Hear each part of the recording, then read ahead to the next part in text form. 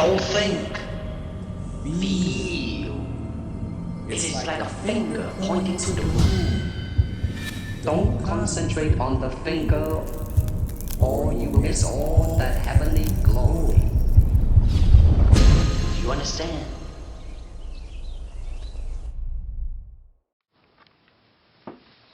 Tag.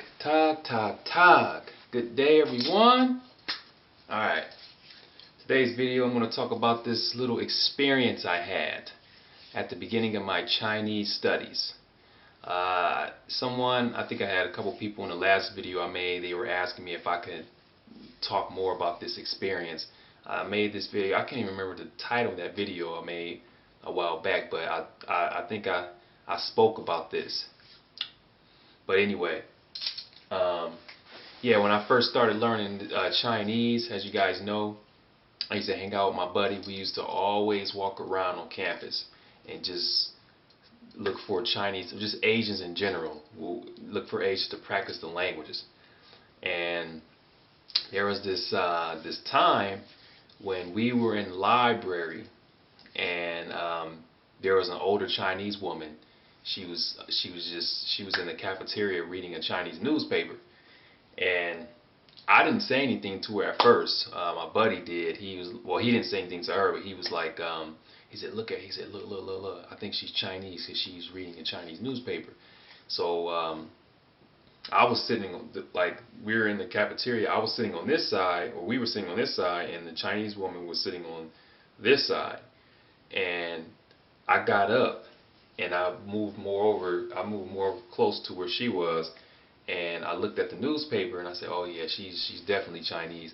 And I was trying to figure out what I could say to her. I was a bit nervous because the cafeteria was really quiet. So I was like, what did I say? I think it's in English. I started speaking. Yeah, I asked her in English. What did I ask her? I think I asked her the time or something. That was the first thing I asked her.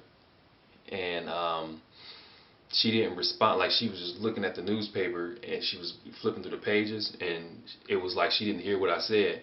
She kept reading, and then I looked at my friend, and then I switched over to Chinese. I switched over to Chinese. I believe I asked her, 我可不可以用你的宝具? I asked her that in Chinese, which is like, can I read, can I use your newspaper? I asked her that, and she still didn't say anything. She was like looking at the newspaper, and then I asked her again, one more time, and I believe I threw in 对不起. I just threw that in there the second time and asked her again, 对不起，我可不可以用你的宝具? And then she threw the paper, she threw the newspaper down and looked at me, and like she was wearing these glasses, and her eyes, like she looked at me and her eyes got real big, and she went like 100 miles per hour in Chinese. She was just going so fast, and I jumped. She was speaking Chinese real fast, and I wasn't able to understand everything she was saying. Well, I remember some of the stuff she was saying. She was saying something about my tones. She was like, she was like, my tones were, I had some problems with my tones, and she said she said, don't practice Chinese with me, and she was like, you're something about my tones, don't practice, I don't want to practice Chinese with you, and that was it. And then she got up and she wrapped up her newspaper, and then she just left. And I looked at my friend, I was like, wow. I didn't say anything back to her. I was so shocked because I've never had that experience before. It was so shocking. It's like, wow. And then the funniest thing about it is, like, I used to go to this Chinese church with a Chinese buddy of mine. We used to go up there.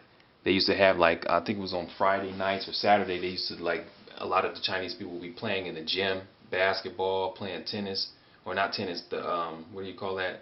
Oh man, I forgot the name of that game. You know that game the Chinese like to play? It's like a tennis type game. I can't even remember the name. Ping pong, yeah, ping pong. That ping pong chill, they always played that. So we would go up there like on Friday nights and play with them. And it was so funny because we went up there one day and we were walking back home, and that same Chinese lady that snapped, the same Chinese lady that snapped on me, she was walking past. She had her bag. She had her bag, and I think she was a teacher. She was actually a Chinese teacher. And hold on for a second. Yeah, I believe she was a Chinese teacher. Like, she wasn't teaching Americans Chinese. She was more like a I think it was like for Chinese Americans. I don't know. But she was going up to the church, and I was so, when I saw her, I was like, I don't know. I jumped a little bit. I was like, wow, there's that Chinese woman that snapped on me up in the cafeteria. And then she looked at me. I know she recognized who I was. She looked at me real quick, and we just walked right past. Didn't say anything, but it was just so funny. But that's what the experience was, and that was the only bad experience I had. I had this other experience with this Chinese girl. She didn't want to. I was trying to ask her. We were trying to, I was trying to start up a conversation, and I was asking her where she was from, and she was telling me like, "Oh, I have no idea. You wouldn't know," and all that. But I don't know. I don't consider that a bad experience. Not as bad as that one with the Chinese woman, 'cause she went crazy. Like, she threw the newspaper down and just started speaking in Chinese real fast. I mean, that was crazy. But I think like, some people were saying that they don't have the courage to get out there and speak with people because they say, well, that's a great example. That's why I don't know if I can do that. I think it's good, and this is for anything, not just for languages. I think it's good to have some bad experiences like that, because this trains the person not to generalize. And a lot of times when people have bad experiences, they generalize. They say, oh yeah, they're like this. And, if I was the type of person to generalize, I would say, oh, I don't want to learn Chinese no more because I had this lady, she snapped on me. The Chinese, they don't like me. They don't want to talk to me. They're criticizing me about my tones and whatnot. You see, this trains the person to not generalize.